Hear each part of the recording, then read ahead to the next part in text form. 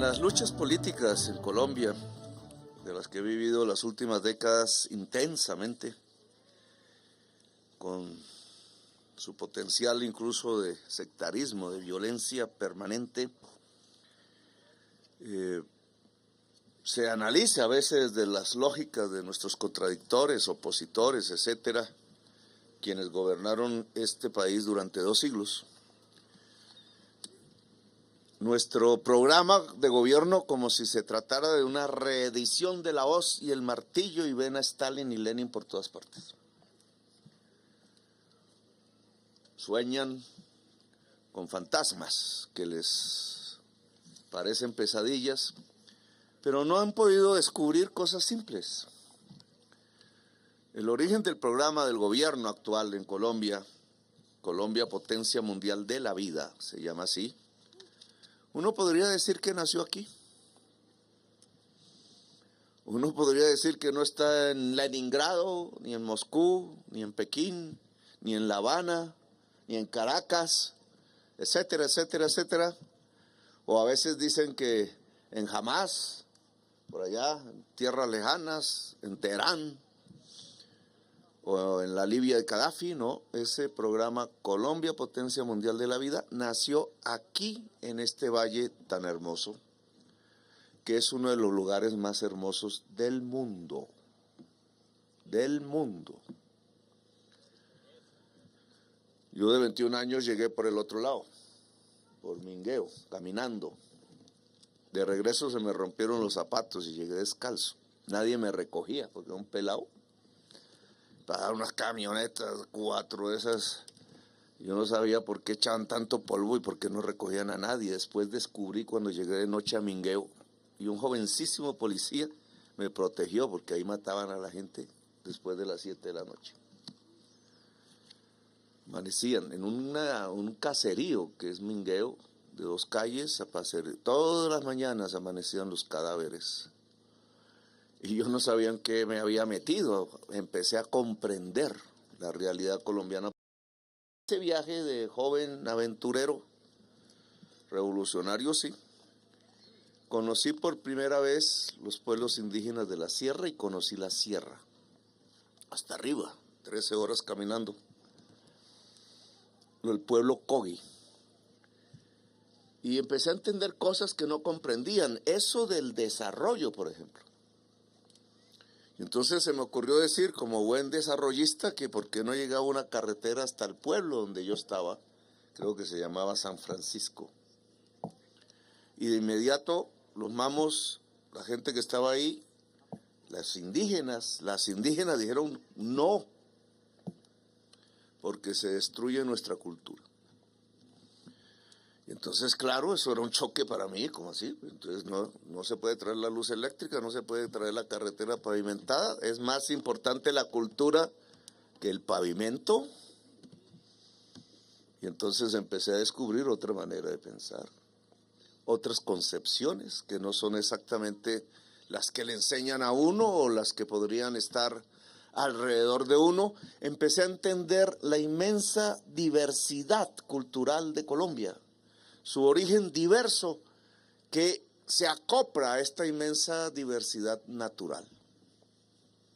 Hemos congeniado una diversidad de las sangres del mundo con todas las fuentes de la vida diversa que aquí nomás podríamos contar por millones si alguien hiciera las cuentas. ¿Dónde está la riqueza? ¿En la monedita que me acaba de regresar Artiam? ¿O en la cultura de los pueblos que han caminado por encima de esta moneda, quién sabe durante cuántas décadas? Está en la cultura. Aquí empezamos a comprender muchas cosas que fueron construyendo un proyecto político, que fueron construyendo una manera de entender a Colombia diferente a la que enseñan incluso muchos libros y la política tradicional de Colombia, indudablemente. Casi por esa misma edad me quedé a dormir una semana en Valledupar.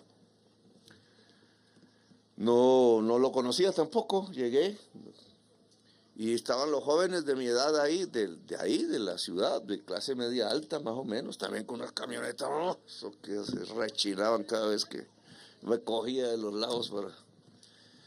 Y cómo se expresaban de los indígenas que yo había conocido.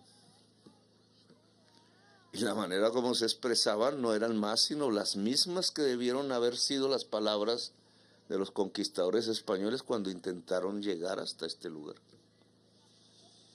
De conquista, de menosprecio, de odio a lo que consideraban menor que ellos, los pueblos originarios de estas tierras. Y después empecé a entender por qué mataban indígenas, por qué violaban, por qué le quitaban sus tierras. Y después empecé a entender que en ese mundo de la violencia que se desató, las riquezas que decían no eran las riquezas. Tuve contacto en mi congreso, siendo joven congresista, con Álvaro Araujo, y él me llevó a pensar que la riqueza del Cesar y su redención era el carbón. Empezaba en ese momento a despegar una inmensa riqueza, entre comillas, de exportación de Colombia, lo ha sido durante décadas. Somos el 5º país mundial de exportación de carbón. Ese carbón sale de aquí, al lado del Cesar y de La Guajira. Y hoy podríamos hacer balances.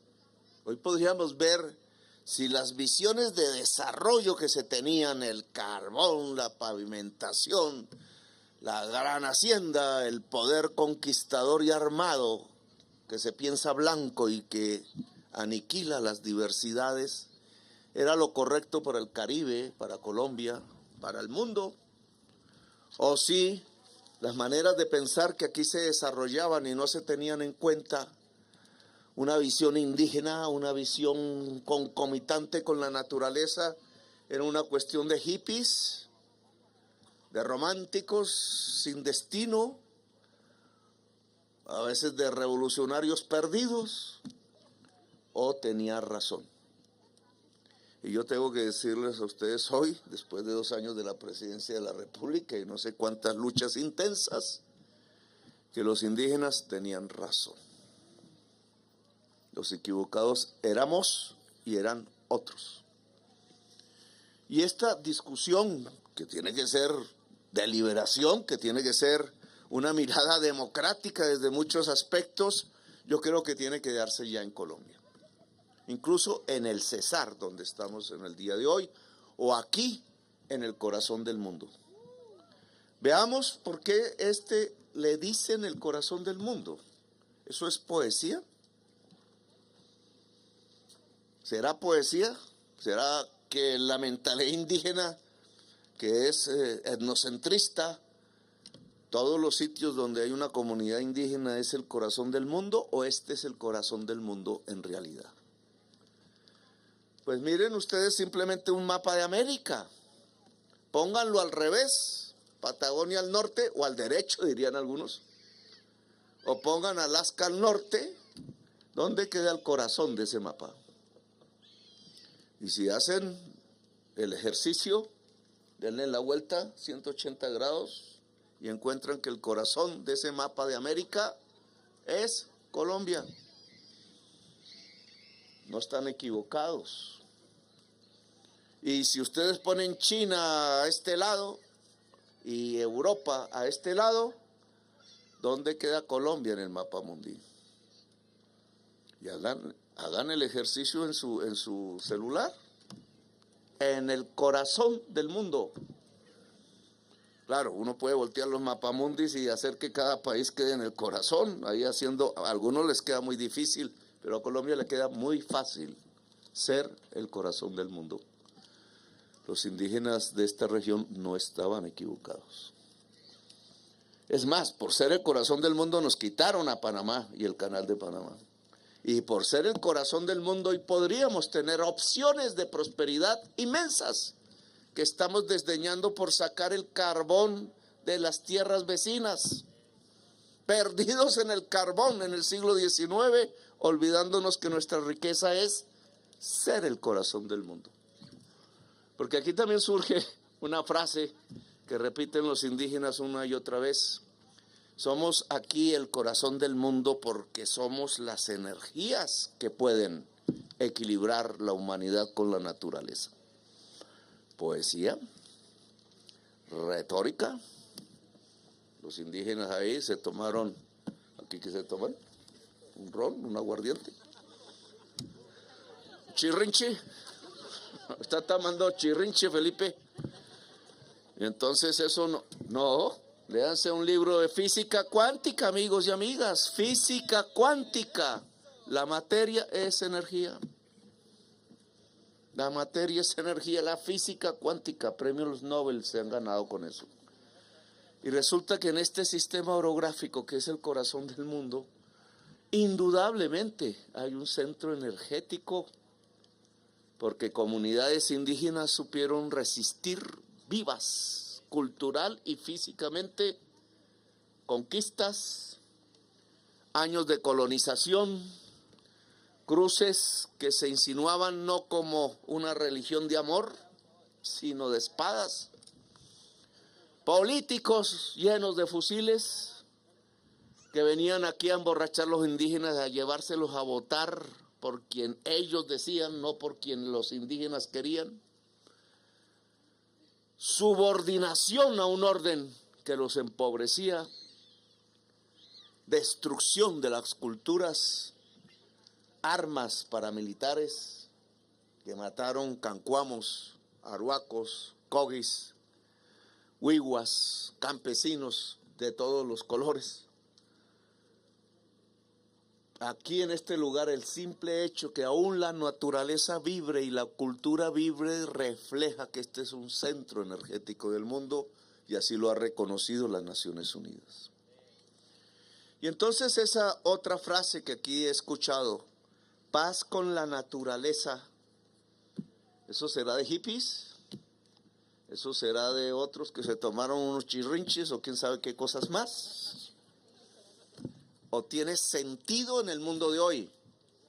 Y debería ser el centro del debate político del Cesar y del Caribe y de Colombia. No una frase simplemente arrojada por ahí y no escuchada, compañero alcalde Poloello. ¿Eso qué significa? Yo le pondría un eje ordenador. Esta región es mágica, lo decía Gabriel García Márquez, porque incluso intensamente nos muestra la paradoja del mundo. No hay necesidad de irse muy lejos de aquí, a dar unas cuantas vueltas por el planeta para conocer la problemática central de la humanidad hoy. Es que aquí tenemos una exportación de carbón. El periódico o City TV, atacándome esta mañana en un trino, decía, es que con el carbón logramos que no hubiera apagón en Colombia por el fenómeno del Niño. Y yo dije, pero ¿será que el periodista que escribió este titular no leyó nada? Ministra, ¿por qué es tan agudo el Niño en Colombia? Por el consumo del carbón, ¿no? Eso no lo dice Petro, eso lo dicen 4,000 científicos de todo el mundo reunidos en el panel de expertos de Naciones Unidas sobre crisis climática. No yo, no el Partido Progresista, como se llame. Y entonces, si la ciencia humana está diciendo que entre más arrojemos los residuos gaseosos del consumo del carbón, del petróleo y del gas a la atmósfera, más se calienta el planeta, más cambian los ciclos del agua, más profunda se vuelve la crisis climática y más pronto se acaba la vida en el planeta. En cuestión de décadas, ¿qué hacemos? ¿Nos ponemos a sacar más carbón? ¿O repensamos el territorio? Y yo la invitación que le he hecho a esta región del Caribe, que es donde más carbón sale de América, de exportación, es que repensemos el territorio. Porque va a haber un momento, ya los señores de Glencore en el Cerrejón, en La Guajira, que son también dueños aquí de Prodecor, que ya está cerrado, nos lo han dicho 3 veces, en 7 años nos vamos. Ellos, suizos, han hecho sus cálculos. La humanidad dejará de consumir carbón porque prefiere vivir. A mí me critican la frase, ¿no? Es que dijo, el veneno más grande que hay en este momento no se llama fentanilo, no se llama cocaína, no se llama marihuana, se llama carbono. Nos puede acabar a toditos en 50 años. Puede dejar desierta Colombia en el 2070, según el panel de expertos. Nos aboca a abrir los ojos y buscar otras fórmulas de desarrollo económico, de enriquecimiento y de prosperidad. Así de simple. Y los primeros que deberían desarrollar ese debate son los territorios en donde están esos enormes cráteres chupándose el agua del territorio y envenenando a la humanidad. Cesar, Guajira, Magdalena. Un debate que tenemos que dar. Por eso me gusta darlo aquí. Porque yo creo que aquí hay una inspiración, paz con la naturaleza. ¿Qué significa entonces eso a la luz de la crisis climática y de la realidad científica de una posible extinción masiva de la vida en el planeta? Yo le pondría un eje conductor y simple, el agua. El agua. Guiémonos por el agua. En el programa de gobierno que dicen que se inventaron en Leningrado y que llamamos Colombia Potencia Mundial de la Vida, decimos ordenar el territorio alrededor del agua y liberar los espacios del agua. ¿Sí o no? Ley de la República hoy, porque es el Plan Nacional de Desarrollo. Ley. Y entonces si yo cojo este río Fundación, que llega a las bananeras, ¿cierto?, y ordenamos el territorio alrededor del agua y cogemos este río como ejemplo que pasa por su pueblo, alcalde, ¿cómo sería un pacto alrededor de este río y de este agua? Para volver realidad la ley del Plan Nacional de Desarrollo, la ley. Deberíamos hacer un gran encuentro de pueblos, de comunidades, de autoridades, de empresarios y campesinos, de comunidades indígenas, de comunidades afrodescendientes, etcétera, que hicieran un pacto, en mi opinión, alrededor del agua. ¿Llevamos la carretera a los nacimientos del agua de este río? ¿O sembramos todos los nacimientos para que este río lleve más agua abajo? ¿Cuál de las dos es más inteligente, gobernadora? ¿Cuál de las dos? Propuestas, puede haber más. Y si no pensamos no solo en este río, sino en 36 ríos, uno ya se acabó, que son los que nacen en toda la Sierra Nevada. Y vemos la problemática de agua potable en Valledupar y municipios, vemos la problemática de agua potable en Santa Marta y municipios, y ni hablemos de La Guajira, que hasta un ladrón llegó del lado de nosotros y se robó el agua, las cisternas del agua. Y entonces la lógica de paz con la naturaleza no nos llevaría a una excelente idea, que es el agua que circunda las grandes ciudades del Caribe, casi que llegar hasta Ciénaga, no nace aquí. No tenemos que cuidar esto. No debe ser esto una reserva, no debe ser esto un parque natural. Pues ya parcialmente lo es. De 500,000 lo hemos ampliado a 670,000 hectáreas. El gobierno del cambio. Pero aquí se ha trazado algo que ha sido muy disputado, lo hizo Santos, que se llama la línea negra, ¿cierto? Donde las comunidades actuales piensan que es su límite cultural y biológico. La línea negra va más allá de la reserva. compañero Felipe Harman, que no me acompañó arriba, entonces le digo, el compromiso que nosotros hicimos aquí en campaña es que la tierra entre la reserva indígena y la línea negra se compra y se le entrega a los indígenas. Eso lo dijimos hace 2 años. Y me vinieron aquí a acompañar los funcionarios que han estado en el Ministerio de Agricultura y la Agencia Nacional de Tierras, etcétera, y no lo han hecho. Entonces usted tiene la orden del presidente de la República de comprar toda la tierra entre la reserva y la línea negra, delimitada ya por el presidente Santos, para ampliar el espacio cultural y biológico de los pueblos indígenas de la sierra, a los cuales les pido un acuerdo de paz, porque el corazón del mundo tiene que ser un corazón en paz, sin armas. La seguridad es esa, compañero alcalde. La seguridad es que no haya armas en la Sierra Nevada de Santa Marta, o como queramos llamar, al corazón del mundo. Y pasa por un pacto entre los pueblos indígenas que tienen su propia diversidad y sus propios conflictos. Ojo, Harman, el gobierno no puede ser causa de división de las comunidades.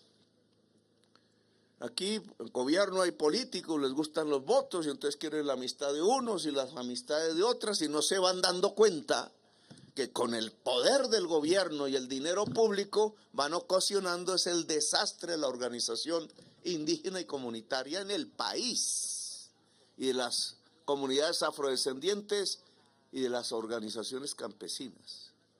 El Cauca es un ejemplo que no se puede reproducir en la Sierra Nevada, que ya casi no tiene nieve, o sea, casi no podemos hablar de Sierra Nevada. ¿Qué pasa en el Cauca? Las comunidades indígenas están en la cordillera en tierras no fértiles. Son múltiples, nazas, guambianos, etcétera. Aquí creo que hay un representante. Hay comunidades afrodescendientes porque los españoles llevaron a la fuerza a centenares de miles de pobladores del África, a La Habana, a Cartagena y a Veracruz, e hicieron de Popayán un mercado de esclavos que se liberaban a ellos mismos y entonces construyeron toda la región del Pacífico, que es la región más pobre de Colombia, como construyeron aquí los palenques, con los cuales Bolívar hizo una alianza para iniciar la república y la independencia. Y campesinos sin tierra que los sacaron a la fuerza y a la violencia de las tierras planas donde hoy hay caña de azúcar y tuvieron que encaramarse a las montañas a sembrar algo de café o una mata de maíz. Y crecen las poblaciones, aumentan los hijos y no hay tierra, no hay alimentación y entonces viene un choque y como están los mafiosos y los traquetos y los fusiles y los no sé qué, pues se van utilizando el conflicto interétnico para hacer del Cauca una región de guerra, que hoy es. ¿Vamos a permitir que eso mismo pase aquí en la sierra? Tenemos tiempo aún de impedirlo y prevenirlo. Es la seguridad, alcalde. Es la seguridad. Ahora, entonces hay que hacer un pacto interétnico en esta región, que pasa por la paz de los pueblos indígenas, un gobierno de ellos, no un gobierno de los funcionarios de Bogotá, reunido con algunos que llevan de aquí a tomar decisiones. Eso se acaba. El gobierno es aquí, el gobierno indígena. ¿Cómo lo van a resolver? ¿Qué autoridades, etcétera? Pues esa es la autonomía indígena. Ahora, aquí muchos campesinos dirán, bueno, ¿y entonces qué nosotros? Porque hay campesinos. Yo en mi recorrido a los 21 años pasé por pueblos santanderianos prácticamente que habían en la sierra, habían llegado por el Perijá del norte de Santander, huyendo sin tierras, sembraban café y era la bonanza de la marihuana, que se fumaban los gringos. Y a Nixon se le ocurrió que los fumadores de marihuana eran terroristas y declaró la guerra contra las drogas. Y lo que querían los fumadores de marihuana gringos era que no hubiera guerra en Vietnam. Pero así fue la historia. Y todo esto se llenó de cultivos de marihuana y apareció algo que no conocíamos los colombianos: las mafias del narcotráfico. Pues es la historia. Esos campesinos no tenían otra opción, no había nada que los acompañara. ¿Y ahora qué les decimos nosotros a ellos? ¿Que los vamos a echar a la fuerza de la Sierra Nevada de Santa Marta? No. Yo quiero, Harman, y anote, porque eso es una orden del presidente de la República, que el programa de reforma agraria que se tiene que desarrollar en el plan del Cesar, comprando haciendas de latifundistas improductivos, y le pido a la gobernadora que me ayude en ese propósito. En vez de tener potreros, pues es mejor tener cultivos. Eso es simple. Entonces le podamos brindar a los campesinos de la sierra la posibilidad voluntaria de tener mucha más tierra, más fértil, cerca a las ciudades, en el plan del Cesar. Es decir, que tiene que abrirse un plan de reforma agraria para el campesinado que vive en esta zona, para estimular el que se puedan reubicar si quieren. Hablar con ellos, dialogar con ellos, organizar el crédito. Si hay que sembrar algodón de nuevo, sembramos algodón. Si hay que sembrar otros productos, pues los sembramos. Las ciudades del Cesar, sus pueblos serán más ricos si la tierra, en vez de tener una vaca cada 2 hectáreas, tiene cultivos de algodón o tienen cultivos de yuca. La comida del Cesar de cada familia puede volver a ser de productos hechos y producidos en el Cesar, que hoy no es.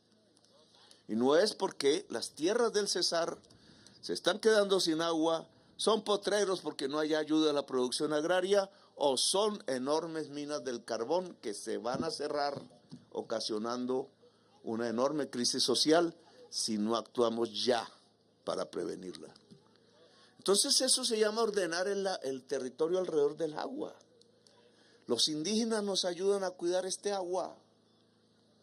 Si los indígenas se quedan aquí, si los protegemos, si este corazón del mundo se vuelve un corazón de la paz entre los mismos colombianos, si entregamos tierras, aguas abajo de la línea negra para la reforma agraria a decenas de miles de campesinos, tenemos 2 años para hacerlo. Luego no podemos ni dormir. La ANT tiene que trabajar 24 horas y tiene que poner su oficina en estas regiones, con responsables de estas regiones, que no vayan a caer en la corrupción de la compraventa de tierras, para que el campesinado pueda vivir mucho más próspero sin entrar en un conflicto aquí interétnico con las comunidades indígenas en las partes altas de este lugar tan bello del mundo. Porque aquí tenemos que cuidar el agua y la cultura y el corazón del mundo. Y eso se llama paz con la naturaleza. Luego no es poesía, no es algo lírico de hippies. Esta es la posibilidad de desarrollar el Cesar, el Caribe colombiano, desde otra perspectiva. Porque bien, ustedes pueden usar los puertos, claro que sí, que los tenemos y muchos, para lograr una prosperidad. Pero hay que cambiar la manera de pensar, hay que cambiar la visión. Ya en una tierra de sol, miren el sol. Y eso que aquí no es que a veces haga mucho sol. En una tierra del sol, ¿cómo podemos tener a la población pobre de todo el Caribe pagando altísimas tarifas de energía eléctrica? Porque la energía eléctrica sale del gas y del carbón, cuando puede salir del sol. 3 veces más barata, compañero alcalde. 3 veces más barata. Yo lo ayudo a poner una granja solar en el municipio.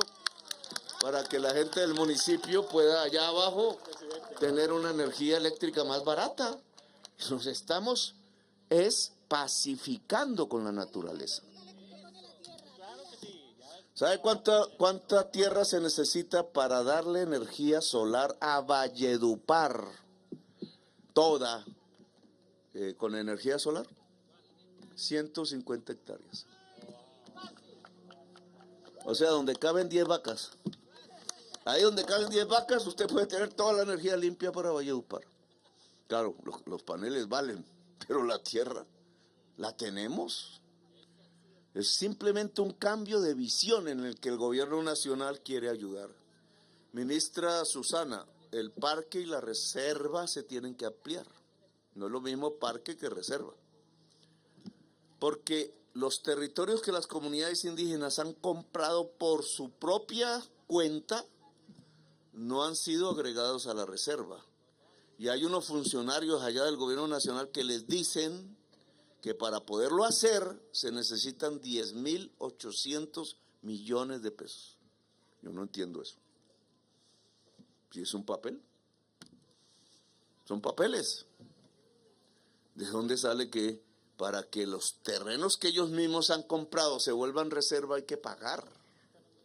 Entonces necesito que usted me investigue eso y que en nuestro gobierno, mientras estemos aquí, que ojalá este gobierno progresista siga del 2026 al 2030, año mágico, pues podamos profundizar aún más este tipo de paz con la naturaleza, que no es más que volver a Colombia una potencia mundial de la vida. Entonces aquí tenemos que lograr un pacto entre el campesinado y el movimiento indígena, y un pacto entre el movimiento indígena. A ustedes, compañeros y compañeras, no han entendido bien qué significa la ONG. En español, ¿qué significa? Nación del Sol. Nación del Sol, miércoles, eso está muy bien. Entonces, a los compañeros y compañeras de Nación del Sol. Aquí vino el actual presidente de Alemania. No confundir con Scholz, que es el primer ministro de Alemania. El presidente de Alemania vino del lado Kogi, de joven, igual que yo, caminando con mochila. Y era antropólogo, y entonces vino y conoció al pueblo y se llevaron unas máscaras que él, cuando yo fui a Alemania, me entregó y me devolvió. Y yo le devolví al pueblo Kogi esas máscaras, que son de su cultura, de su patrimonio. Pero él me dijo que quería volver aquí. El presidente de Alemania quiere estar aquí. Si los pueblos indígenas logran construir su gobierno de paz y logramos el pacto interétnico para ordenar el territorio alrededor del agua, con reforma agraria incluida, a mí me gustaría, gobernadora, que me ayudara, o quizás en Nabusimaque, puede ser, recibir al presidente de Alemania, a su delegación, a las delegaciones europeas y del mundo, y desde aquí, comunicarnos con la humanidad. Usted tiene esa tarea, compañero, compañero no es por el pelo largo, no es hippie, es experto en algoritmos y en programación de computadores. Y le he puesto la tarea, si quiere, de comunicar esta comunidad con el mundo. No solo con Pueblo Bello, no solo con Valledupar, con el mundo, para enseñar esta experiencia, que es fundamental porque esto se tiene que hacer en todos los lugares del planeta, allá donde vive Salabata, en donde vive, ¿cómo se llama eso? Manhattan. En Manhattan lo tienen que hacer, ¿o no? Allá el alcalde lo está haciendo, no, porque el alcalde sabe qué es esto. Entonces, comunicar esta experiencia, entregársela a la humanidad como la voz de los pueblos ancestrales que hay en Colombia, de cómo se reconcilia la cultura, la paz y el desarrollo para poder sobrevivir y poder poner la vida como el horizonte y la bandera en el horizonte, me parece que sería fundamental. Entonces les voy a poner esa tarea. Vamos a recibir al presidente de Alemania, El de Francia no se sabe quién va a ser. El de Alemania se recibe, sí, lo recibimos aquí para entregarle a la humanidad este documento que me han entregado, que es el mandato de la paz con la naturaleza, que es fundamental si queremos sobrevivir. Entonces tienen ustedes sus tareas, gracias a la comunidad que habíamos prometido 2 años después de la posesión volver a otro acto. Gracias a las personas que me han acompañado aquí, a las autoridades locales. Y entonces, que viva Colombia, potencia mundial de la vida. Habla la niña. Habla la niña. Bueno, y cierra el evento una niña de la comunidad Arhuaca. Ella se llama Atizarney Zapata. Muy buenas tardes a todos. Mi nombre es Ati Darney Zapata y el día de hoy vengo a recitar el siguiente poema, que es titulado Juntos por la Paz. Para nuestro territorio, la paz es lo más importante. Cuidar la naturaleza es la semilla y el mandato que llevamos en nuestra memoria. Y recuerden que la memoria no es la que tenemos internamente, sino externa, la que construimos todos los días. Esta es la razón de nuestra existencia, desde que nacemos y regresamos a nuestro origen. Señor presidente, quiero preguntarle algo. ¿Cómo quieres que te recuerde? ¿Qué ancestros seremos para nuestro pueblo? Mi mensaje para usted en nombre de mi territorio, que es tu territorio, es que juntos unamos nuestra voz como un solo pueblo, un solo sentimiento de amor, paz y verdad, y que a través de esta existencia entendamos por fin que todos somos hermanos, hijos de una sola madre, nuestra madre tierra. Señor presidente del corazón del mundo, hijo de la madre tierra, este es el corazón de mi pueblo, es mi corazón. Estas son palabras de aliento. Desde mi nacimiento, mi primera voz fueron lágrimas de vida. Mi primera voz fueron lágrimas de vida. Tengo una misión y es seguir el legado de mis ancestros. Y usted, señor presidente, ha sido escogido como padre de este propósito. Somos todos, somos ellos, somos tú y yo trabajando para la paz. Muchas gracias. Gracias. ¿Sabes cómo quiero que me recuerden? Como un guerrero de la vida.